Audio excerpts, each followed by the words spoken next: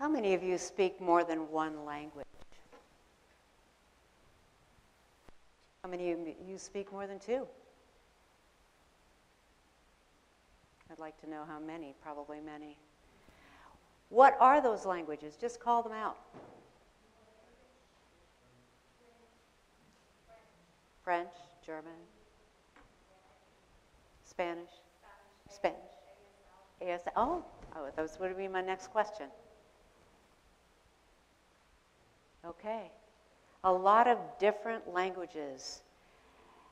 And many times we overlook what different components languages bring into our life. I'm glad someone also registered knowing sign language. On the surface, language seems simply like words strung together to communicate something. But in actuality, language is multifaceted. It not only expresses meaning, tells a story, evokes emotion, it captures nuanced images, gives voice to a culture, it embodies history. Language is not only a vehicle of expression, it is a change agent. How we use language it changes the speaker, it changes the hearer. In fact, it changes an entire environment. Words that you and I speak can make us hard and brittle. They can ignite fuel and fire for your anger. They can obscure, even blatantly contradict the truth. Words can also allow tension to drain and stability to settle into our bodies. Words can create comforting spaces that can console. Words can promote patience, thoughtfulness, and grace. All of these factors are a given. It's simply how language works. However, we've experienced such a shift in language over the past years, it's becoming increasingly difficult to know what it is that we were actually reading or hearing, or what words really mean. Take, for instance, the word Christian. What does it mean? What does it mean to the hearer? What does it mean in prison, or in a church, or on a billboard? What is the intent behind using that particular word in 2025? This is just one of many words that has shifted. It's not the first time in history that this has happened, but it's important for us to take note. Along with a shift in meaning, we are experiencing a rapid change in the place that we call home. Also a word we use a lot. But far beyond geographic location, but rather in the home of our environment. In the relative understanding of home in terms of power structures nationally or geographically. In the internal home of the governing principles with which we align our lives. What are societal norms? Are there any? Where do we find words of collective wisdom? And who articulates them? Who articulates wisdom? How do we understand it? We need new language to describe what we're experiencing, what we're feeling. We need new metaphors, new images, new networks of wisdom keepers, new relationships within nature. Sometimes the language that is not defined necessarily as English or French or German or Spanish or even ASL. Sometimes it is the language of silence, the sight gained without our physical eyes, without speech, without words, without even an audible voice. Their cry echoes throughout the earth, and their message reaches the ends of the earth.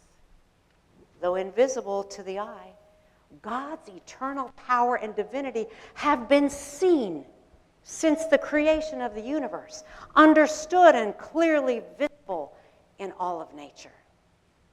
These are the scriptural words that Steve read a moment ago. Who has heard the heavens? Who has heard the story that the skies tell at nighttime? Who has heard the message that nature speaks without words, but with a cry? Nature speaks. In a recent meditation, UCC minister, entrepreneur, and CEO of Convergence, Reverend Cameron Trimble writes, and I quote, "In the book Spiritual Ecology, The Cry of the Earth, Chief Oren Lyons, a wisdom keeper of the Onondaga Nation, shared a powerful teaching from his elders. The earth itself will show us when it's in distress. 2 signs, they said, would reveal the depth of our degradation. First, the winds would accelerate, growing faster and stronger and more destructive. Second, the way we treat our children would reveal how far we've strayed from harmony with the earth and with one another. The winds are high and our children are suffering," end quote. This is the no words. In a sense, we need a course of study to understand this language, but it can't be learned in a classroom or with a language app. It's learned in stillness and in an immersion into nature over time. The incremental nature of this learning might discourage us at the outset, but it is this repetition over time and with dogged tenacity that will help us learn the language. There are teachers. Chief Oren Lyons of the nation is one. Robin Wall Kimmerer, scientist, professor, citizen of the Potawatomi Nation, is another. And there are others. These wisdom keepers help us with the language of no words. Climate scientist and author Dr. Peter Kalmus used to live in Altadena. In an interview with Democracy Now!'s Amy Goodman, Kalmus reports, "In the past years, we've experienced more smoke, more fire, dramatically rising temperatures, deepening drought. The trend line of things is getting worse every year." Kalmus left his home in Altadena 2 years ago as he was seeing worsening conditions in the environment. But he did not leave as a result of cowardice or giving up. He continues his work with NASA's Jet Propulsion Lab, using satellite data and models to study the rapidly changing Earth. He says he left Altadena because of his children. It was moving to hear him speak as he struggled to remain composed. He spoke of this complete devastation in Altadena, with the majority of his friends having lost their homes. Just 3 years ago, colleagues, environmental and indigenous and other concerned citizen protesters were arrested for simply stating the truth. The fossil fuel industry has been lying for half a century, he says. In the 1970s, this massive, powerful industry was well aware of the trajectory onto which they were putting all of humanity and the more than human world. Instead of disseminating this information, they disseminated false information, blocked action for climate control, all for the sake of unbridled capitalism.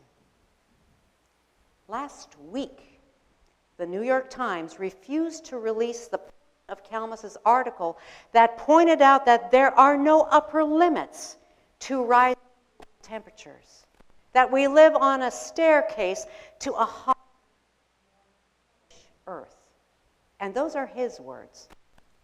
This is a language of warning. This is not a case of no words, but of forbidden, outlawed words. There's a difference. And one of those is on the rise. Without speech, Without words, without even an audible voice, the cry of the heavens echoes through all the earth, and this message reaches the ends of the earth. Nature speaks. Nature has always spoken. Nature will continue to speak. Nature now speaks the language of warning. The first 4 verses of Psalm 19 have typically been used to express our praise to Creator God who fashioned our utterly astonishing cosmos. We may find this interpretation more easily accessible than to attach disaster and devastation to the wordless speech and the invisible representation of divinity in nature. Both are important. Like a mature parent, words of praise and words of admonition come from the same place. And that was reflected in the words of the song we sang, Creative God. That's the kind of God we have as well. Mother Earth is crying out at this moment. She is pointing to her beauty, but she's also pointing to the unsurpassed, exquisite beauty that is now being engulfed in fires. But there is enough beauty to fill us with more than enough fuel to rejoice. Cole Arthur Riley, writer, poet, and New York Times bestselling author, puts it can feel foolish to pause to marvel at the stars when the world is burning, or to find the world beautiful when you've known it to betray you. But wonder is a liberation practice, a reminder that we contain more than tragedy. Beauty is our origin and our anchor. End quote. Ever we need a variety of liberation practices, it is now. So here, we all have this liberation practice at our disposal.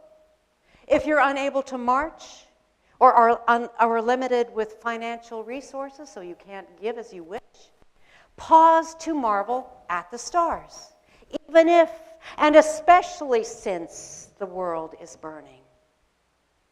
If you are troubled to the point where you have no words, ponder the calendulas and the crocuses in your backyard as they dare to stand up tall, uplift their heads against the chill January nights. If you're an artist, you can sketch or paint those. When you're tired after a long day's work or distraught by the latest calamity, wait until dark and pinpoint the stars as they come out at night. In fact, get outside and look for the planetary parade, which is how the January alignment of the 6 planets, Venus, Mars, Jupiter, Saturn, Uranus, and Neptune, is referred to. I'm quite sure that Rod and I saw 3 of those last night. So get outside and look. There is no denying that we are changed when we allow the intricate delights of nature and the expansiveness of the cosmos to seep into our souls. Science tells us that this practice changes us at a cellular level. No wonder the psalmist exults in the heavens. The writer of the Romans links Creator and nature. Quoting Cameron Trimble again, set an intention to pause and notice the beauty around you. Begin by stepping outside or looking out a window. Breathe deeply and let your senses guide you. What do you see? The shape of a tree? The color of the sky? The sight of a bird? What do you hear? The wind? A song? Or the quiet? It's as we take in all of this beauty, this unspeakable grandeur, that we are revived and we are fortified. We join the ranks of those who also reach for this liberation. As we become mindful of all of this, we linger in that moment to offer a prayer of gratitude for the beauty and the wonder that surrounds us. This is the language of wonder.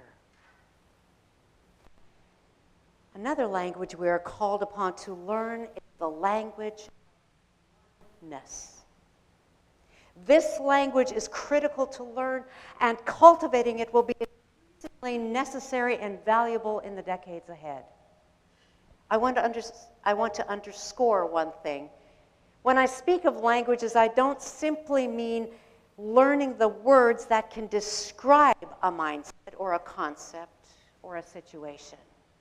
We have learned the hard way that words are cheap. By learning a language, I mean learning its essence. How does a language change me? How does it impact those around me? What are the long-lasting effects of language on humanity and on the more than human world? So this language of oneness might sound a little esoteric or mystical. It's really not. Last week we spoke of the interconnectedness with all of nature, to the extent that we share a Christ spark with all humans and with every member of the more than human world. Today I focus more on the oneness of humanity. In our Christian faith, Paul the Apostle uses the metaphor of a body to demonstrate unified life and action for us as Jesus followers. To think very long about what happens when one part of our body doesn't function the way it should. It impacts every aspect of how we then relate in the world around us. The same is true for one individual to another. Every person on this planet is created in God's image and is of equal and indescribable.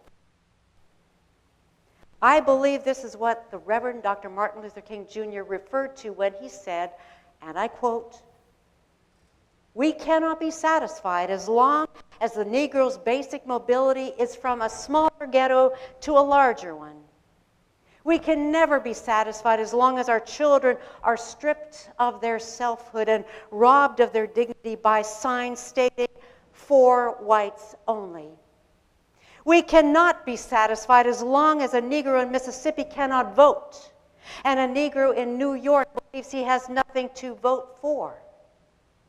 No, we are not satisfied, and we will not be satisfied until justice rolls down like waters and righteousness like a mighty quote." Hearing those words from 1963 today, in 2025, we must confess that we have heard the language of oneness, but we have not yet learned its essence. We have allowed these words to become memes without changing the very fabric of our lives, the life that Jesus prayed for and called us to. I pray that they will be one. Those are Jesus' words, recorded in the 17th chapter of the Gospel of John. This prayer for unity, for oneness, is foundational to the belief and practice of the United Church of Christ. Valerie Kaur, American activist, lawyer, and writer, whom a number of us went to hear in person last fall, has written the following about her experience growing up in the Sikh faith. And I quote, "As I fell asleep each night, Papaji would sing the Mool mantra, our sacred canon of musical wisdom.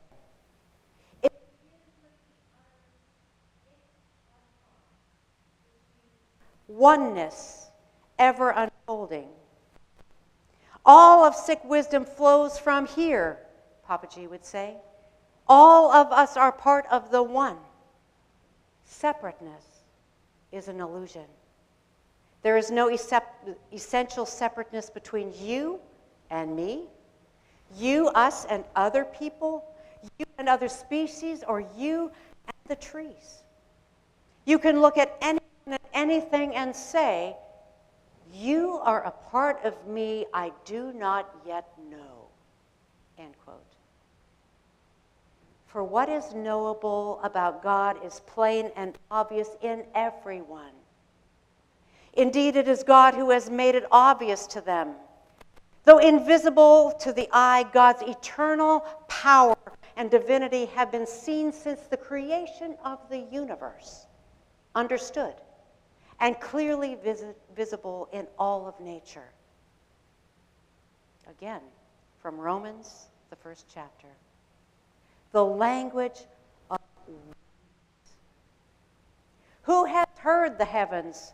Who has heard the stories that the skies tell at nighttime? Who has heard the message of nature without speech, without a cry?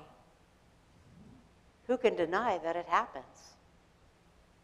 When language shifts, how do we find meaning that remains true to the God of the universe?